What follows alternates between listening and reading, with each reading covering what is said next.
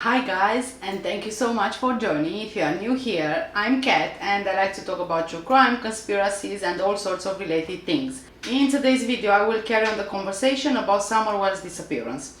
And I want to focus on the timeline of events according to Candus, Allison and Hunter. But before I get started, I just want to let you know all the information I'm talking to you about are found in the public domain. The video is only for educational and entertainment purposes. I do not mean any disrespect to anyone I talk about in the video. Thank you. Okay, so let's talk about the timeline of events according to Allison, who is the 15-year-old boy's mother, Hunter, who went swimming with Summer and Candus on the day she went missing on June 15th. Courtesy to the Unmasked YouTube channel who interviewed Allison. But let's first start with what Candus Bly said happened that day. She says she had to go and pick her mom up from the hospital. Then they had to go to Walgreens to fill a prescription, and because they had to wait for her mom's prescription to be finished, they went fishing and swimming at Warriors, where they took Hunter with them. They stayed there for around 15 to 20 minutes. Afterwards, all of them went back to the truck and returned to Walgreens to pick up her mom's prescription. Candus says she then took Hunter back home before they returned back to their home on Ben Hill Road. Allison says Hunter was picked up between 10 or 10:30 by Candus, and according to Allison, their house is just 5 minutes drive to the hospital where the grandma was in. That would mean Candus would have to leave her house around 10 a.m. as it's around 30 minutes drive to the hospital from Ben Hill Road. According to Allison, Candus is asking Hunter to go fishing. Hunter's and Summer's relationship seems to be that of siblings. Summer would love the attention from Hunter, and he loved playing with her and showing her what a good brother usually does. Her own brothers would pick on Summer all the time. Allie said Summer's brothers stayed home that day as they were supposed to be doing cleaning in the house, but Allie doesn't know if Hunter was picked up before Candus's mom or the other way around. Candus said they had to go to Walgreens to drop off the prescription, then while waiting, they went to the swimming hole. She also said Walgreens is located at Fort Henry and Moreland, which is 15 minutes drive away. This would place them there at 10:45 or 11 a.m. The TikTok video of Summer swimming is 12:21 p.m. Around this swimming hole, there's been some rumors that Summer was underwater for maybe a minute and Hunter helped her out, which would support my theory that she could have drowned later in the day. According to Allison, Summer was underwater for 10 to 20 seconds. She slid on a rock and went under, and Hunter grabbed her out of the water. When Allison was asked if Hunter drank any alcohol, she said all she knows is Hunter was given twisted tea by Candus, and she also bought him puff bars, which are kind of nicotine vapes. I think they are for one use only. Candus states in her interview that she was at the pond for only 20 minutes and then picked up the prescription from Walgreens. If we take into account the timestamp on that TikTok video, that would mean they went back to Walgreens to pick up the prescription at around 1 p.m. According to Allison, they went to a grocery store called Priceless Foods, which is around 12 minutes drive from Walgreens. During that time at the store, Hunter and Summer stayed in the truck whilst Candus and her mom did their shopping. The kids were watching TikTok videos. Allison found it weird that the grandma went shopping when she's just been to the hospital with her leg. Hunter says Summer fell asleep in the car whilst waiting. Apparently, between 2:30 p.m., Hunter was dropped off at his house. When Hunter got home, Allie wanted to say hi to Summer. She says that the window was rolled up in the back seat while Summer was sleeping. Allie wanted to give Summer a hug and she found it weird, saying that usually Summer, when she would hear Allie's voice, she would wake up and she would want out of the truck. Candus didn't agree with the hug, saying she just wants to get home with the groceries. Allie also states Candus finally rolled down the window saying they have to go because there's milk in the back. So now that they dropped Hunter off home, they are heading to their house. According to Allie, this would be about 45 minutes drive, so they should be home at around 3:15 p.m. At 3:09 p.m. there's a video taken of Summer in the backseat of the car with her head resting on the milk bottles. She has her seatbelt on and she appears to be sleeping. still got her arm up? No. Oh, that's what I was trying to catch. But You can hear in the video a question being asked if Summer's hand is still up. In her interview, Allie says she saw that video and she thought it's kind of creepy. Now Allie is questioning if Summer was really sleeping. She also questions at this point secondary drowning. Now, as I explained in my other video, dry drowning happens usually after around 1 hour after a water incident. Secondary drowning can happen 1 day or even 48 hours later. I would assume Allison meant by this point dry drowning. Allie is questioning whether Summer in that video was still alive at that point. So, if they left Allie's place at around 2:30 p.m. as I mentioned, they would be home at around 3:15 p.m. That means this video would have been taken 6 minutes before they arrived home. This is if they didn't make any stops and headed straight home. This is around 3 hours before the call is made that Summer is missing. According to Candus, that afternoon they were planting flowers outside, just before Summer went missing. The call to 911 went in at around 6:30 p.m. It was said she has been missing for 10 minutes. Don says he was also told that they were planting flowers and he was still at work. Allie was asked if it was normal for them to be planting flowers together. Allie felt that was strange because Candus told her they were planting flowers to the side of the house. But Allie says no one is planting flowers to the side of the house because Don's work stuff are kept there. Candus said she walked Summer back to the house and apparently the flowers were planted near the trailer where Grandma stays. Candus then says she's only gone for 2 minutes. She goes back to the house and Summer is nowhere to be found. There is approximately a 3-hour gap in the timeline from when they got home to when the call to 911 went in. According to Allie, the Wells have somewhere between 12 to 20 dogs and they would be very loud and protective. If they knew you, they would bark when you drove on the property. If they didn't know you, you wouldn't be able to be around them. The dogs are being very protective of the kids as well. So then, I am wondering, how come those dogs didn't bark at all when Summer went missing, when she was taken? Is it possible that she never came back home on that day? Being around from 110 Ben Hill Road off of Beech Creek should be the first residence on your right. Reference to a missing 4-year-old. The parents have called in, advised that the mother had went for a walk, came home, now they can't find her. They've been yelling for her. She's been gone for about 10 minutes now.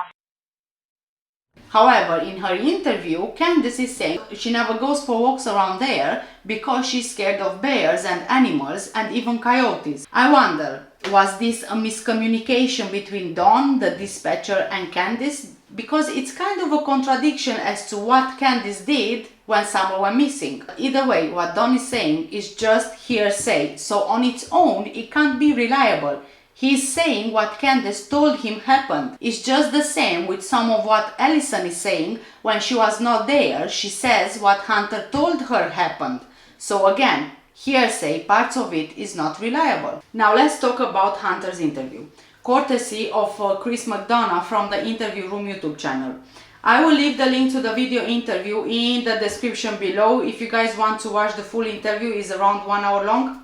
On June 15th, in the morning, Hunter states Candus texts him and tells him Grandma is in the hospital. He then calls Candus to ask if she wants to come by his house and wait because Candus stated it will take some time before Grandma gets out of the hospital. Candus agrees as long as Allison agrees, and she did, but only for a bit because Hunter's grandma was coming over to the house in the afternoon. According to Allison, the hospital is just 5 minutes away from them. The hospital where Grandma was is Holston Valley Medical Center, about 25 minutes drive from Ben Hill Road. Hunter thinks Candus got over to their house around 11 a.m. Allison said previously it was around 10:30 a.m. However, Hunter is not very good with times, as he mentioned in his interview. Hunter says he was told Dawn went to work with the boys, but Hunter only mentions 2 of them, naming the 2 oldest kids, but not the youngest one, who is 9. In a previous interview, however, Allie mentioned the boys stayed home as they were supposed to be doing cleaning. Hunter recalls they all stayed in the house for a bit, then Summer changed into a bathing suit and on top of it she was wearing a pink or purple top and shorts. Hunter said he wanted to go fishing and swimming so he can get out of the house, but Candus told him to ask Allie if it's okay. Allie said it is. According to Hunter, Summer was really excited to go swimming and fishing, and he described his relationship with Summer as a sister-brother relationship. He thought Summer liked him because he gave her attention, and he would give her piggybacks when she would ask, because her brothers were not really nice to her. So he wanted to show Summer how a brother should be. Hunter says Candus then gets a call from the grandmother to go and pick her up. And that's when Candus, Summer and Hunter head to the vehicle and go to the hospital, pick up Grandma, and around 10 minutes later they head to Walgreens to drop off the prescription. From Holston Valley Medical Center to Walgreens is around 15 minutes drive. At Walgreens drive-thru, Candus receives a call from Don, and Hunter states Don tells Candus on the phone that there was a guy on the property who's been there for around a week and he's stalking other kids. Hunter mentions he's not sure at this point if Don was working, because if he was, then how did he know there is a guy on the property looking at little kids? So that brings me back to the dogs. How come the dogs were not all over this guy? Because Allie stated in her interview the dogs were very protective. Hunter also says Don usually calls Candus every few hours whilst at work to check on her and the kids, and so that's what Hunter believed he was. After they leave the drive-thru, according to Hunter, Candus heads to a discount tobacco store to buy cigarettes. At the store, Candus buys cigarettes, puff bars, the nicotine vapes, as described by Hunter. Candus also buys a can of twisted tea. This is like a tea drink, I believe, which has around 5% alcohol in it. They then leave the store, then head towards the horse stable park, which is by the swimming hole, which is around 10 minutes drive. Hunter further says that when they arrived, the grandma was sitting in the car to load minutes on her phone. Summer, Candus and Hunter got out of the car.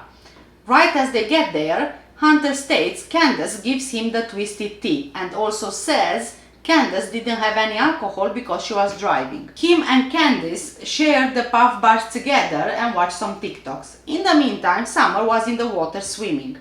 Candus takes a TikTok video we all saw timestamped at 12:21. When Grandma finishes with her phone, she gets out of the vehicle and starts hanging out with Hunter and Candus. He states that they start talking to him about a water park. Hunter then goes on to talk about Summer being underwater. He says he threw his shirt down and went into the water, grabbed Summer and checked if she was okay. He got scared, he called her name, but he wasn't sure if she heard him from under the water. He then pulled her up and asked her if she was okay. He estimates the time between when he saw her and grabbed her was about 4 to 5 seconds. Allie in her interview said Summer slid on a rock, went underwater, then Hunter jumped in and grabbed. Hunter doesn't mention anything about any rock. However, he says when Summer was underwater, Candus was chatting to her mom and they were looking at flowers, saying how pretty they are. So going back to my anxiety I mentioned in my previous video about seeing the video with Summer, how on earth do you leave a 5-year-old unsupervised swimming all by herself in a deep water? I don't get it. I just don't get it. According to Hunter, Summer was on her own in the water. I am scared of water, but honestly, I don't think a 5-year-old should be left alone to swim in the water. After the incident, not even 15 minutes later, they leave to pick up the prescription. Candus said previously they were at the swimming hole only for around 20 minutes. They walked back to the car and Hunter said Summer seemed normal. He also talks about Summer being changed into a different set of clothes from being wet, and also because they were supposed to go to Jonesboro to the water park. There's a water park which is about 1 hour drive from where they are at. But it's unclear if Candus was supposed to meet someone there. Was this already planned? How come she didn't take the boys as well to this park? Later on in the interview, Hunter mentions again the water park. But this time he says something about the Friday. I honestly don't know which one was it. I don't know. However, we do see Summer in the last video with a different set of clothes. After they leave the swimming hole, they go to the hippie house, another vape tobacco store that has just opened where they also sell CBD, so Candus wanted to check it out. Candus and Grandma came back from the store where Candus bought 2 more vapes, one for her and the other she gave to Hunter. They then headed back to Walgreens to pick up the prescription. They then go to Sonic Drive-In to pick up slushies, which is around 4 minutes drive from Walgreens. They drink the slushies in the car and then they head over to Priceless, a discount grocery store, about a 10-minute drive from Sonic. This is where the milk bottles in the last video come from. Once again, Candus and Grandma go in the store. Hunter and Summer wait in the car, listen to music, watch some TikToks, and Hunter doesn't notice anything unusual about Summer. Candus and Grandma were in the store for about 1 hour because they bought groceries for the house. They then head to Hunter's home and drop him off. So between 2:30, Hunter is dropped off. The video of Summer swimming was time-stamped at 12:21. The last video of Summer is time-stamped at 3:09. A dry drowning can set in less than 1 hour. The timeline fits for Summer to have been dry drowning, as I mentioned in my previous video. Let's talk about this theory for a second. Summer was swimming at 12:21. At 2:30, Hunter is dropped off. He said Summer was sleeping. At 3:09, we see the last video of Summer in the car sleeping.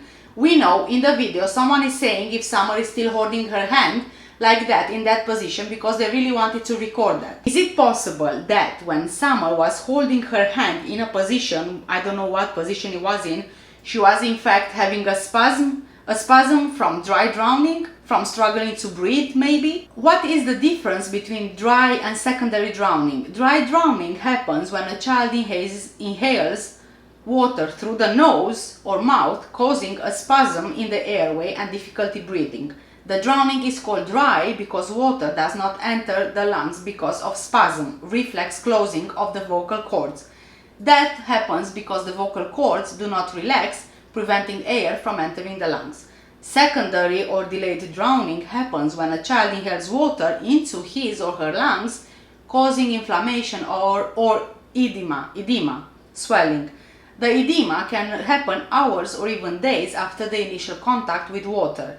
Death from delayed drowning is due to swelling of the small air sacs in the lungs, preventing oxygen from entering the bloodstream. If you watch the interview room video with Hunter where he explains where everybody was sitting in the car, we know at one point those milk jugs were in the middle seat. But at 3:09, the milk bottles are on one side and we see Summer sleeping on them. When Hunter left, the milk bottles were in a different position. Let's look again at dry drowning for a second. The symptoms of dry drowning are coughing, chest pain, fever, trouble breathing, feeling extremely tired, change in behavior such as drop in energy level. Is it in any way possible that Candus misread these symptoms? Maybe Summer had them and Candus thought that they are from her being tired from swimming. You know how kids are, especially if they still have their afternoon naps. They can get tired pretty quick. What if Candus checked on Summer, she had a fever, which is a symptom of dry drowning, and that's why Candus put the milk bottles next to her head. The bottles are cold. They are cold because they've been in the fridge, obviously. So maybe she thought that she could keep Summer's temperature down with the cold bottles until they get home. Otherwise, I find those milk bottles there kind of weird.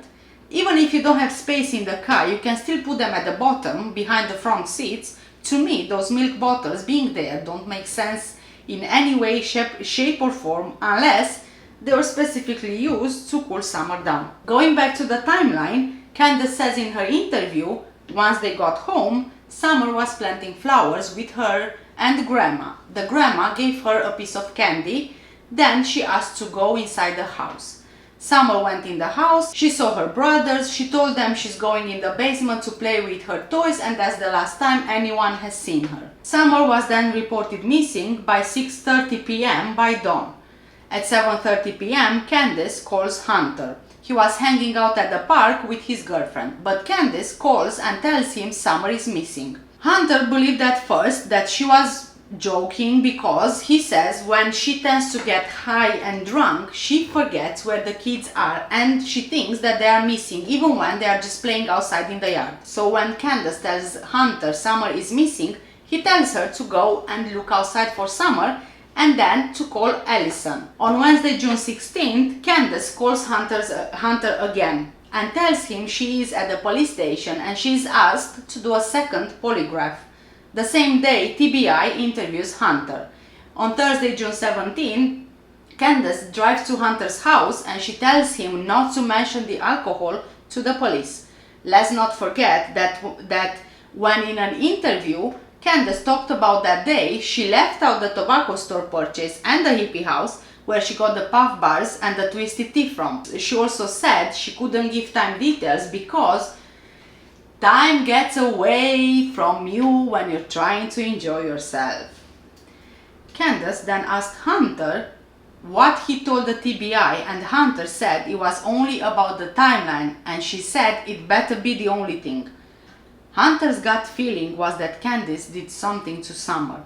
When Candus went back to her car for a brief moment, Hunter grabbed her phone to see if she had anything to hide. Clever Hunter. He said he went through her photo gallery and the trash and he saw on her phone a message from her drug dealer which said it was done.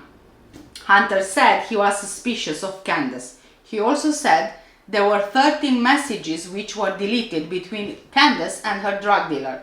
He also said the first message was the one that said it was done. He didn't have time to read the second one, which would have been Candus's reply to the message, because she was coming back, so he had to put the phone away. She asked Hunter if he went through her phone and he said no. Hunter found it strange that when Candus found out about the $25,000 reward, she went zooming down the road to the police station.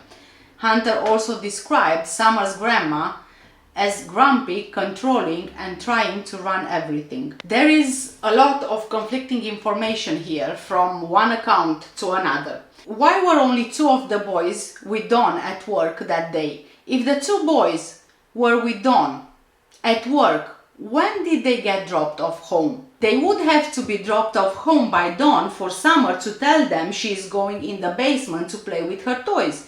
Then why did Dawn say he was at work the whole day? If he was at work, how could he have seen the guy at their property looking at kids? Lastly, I'm asking again, did Summer ever get back home that day? Or the drug dealer's message to Candus, it was done, was a confirmation that he did what he needed to with Summer? If Summer never got home, then why would her brothers say that they saw her? Is it possible Candus faked Summer's abduction for the reward money? Maybe she owed some money to her drug dealer and she promised him some money if he helps her stage Summer's abduction? Was Don complicit and that's why he said about the man on his property? Or was he involved only after the fact, to protect themselves and the kids from being taken away from them? What if Don didn't know what happened to Summer? What if Candus did something to Summer or Summer dry drowned, Candus told Dawn, and in a desperate attempt to save themselves, they disposed of Summer? If so, where? Was Dawn's dream about Moderna products' location an embedded confession? Was a fake abduction planned in advance for the reward money? Do we believe Hunter, Allie, Candus, or Dawn? There are more questions than answers. I honestly think it is possible Summer dry drowned and she was disposed of somewhere. I don't know if the swimming hole was searched, but it could be the case of this very simple accident followed by the cover-up. Please let me know what you guys think in the comments below. I will be doing another video on this where I will try to analyze Candus's and Dawn's interview. Thank you so much for watching for now. Stay safe and take care, and I'll see you in the next one. Bye!